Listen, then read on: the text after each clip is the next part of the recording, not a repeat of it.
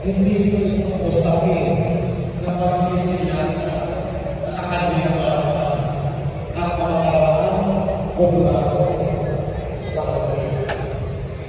Kailangan natin makinig at makilala ang pastor upang mas lalo natin sundin at ilalagay ang ating Panginoon Diyos.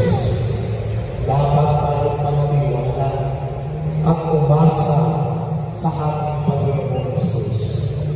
Dapat ipahayag ang ating pagmamahal at kalapatan sa ating Panginoon Jesus.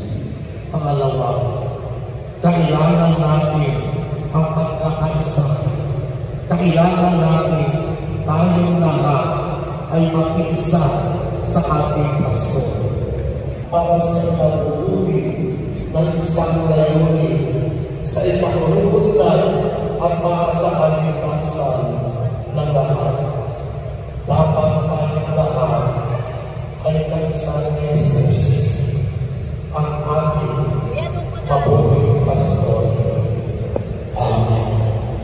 Tumayo ang lahat, sumasampalataya ako sa Diyos na mga kapangyarihan sa lahat, na may gawa ng langit at lupa. Sumasampalataya ako kay Jesus. Isa ng Diyos, Panginoon natin lahat. Nagkatamang-tao siya ng Espiritu Santo. Ikinagagamit sa Tagalian niya.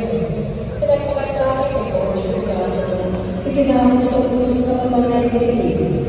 Nanawag sa kinalaman ng mga na may kalumbahan ng may wangli. Umakyat sa langit. Nalulubog sa kanan ng Diyos ang mga kapangyarihan sa lahat. Doon ang unang palito at hubog sa nagbubuhay na nangay ng lahat. Sumasampalataya ako sa Diyos Espiritu Santo, sa banal na simbahang Katolika, sa kasamahan ng mga banal, sa kapatulungan ng mga kasamahan, sa pagkabuhay ng mga namatay na tao, at sa buhay na walang hanggan.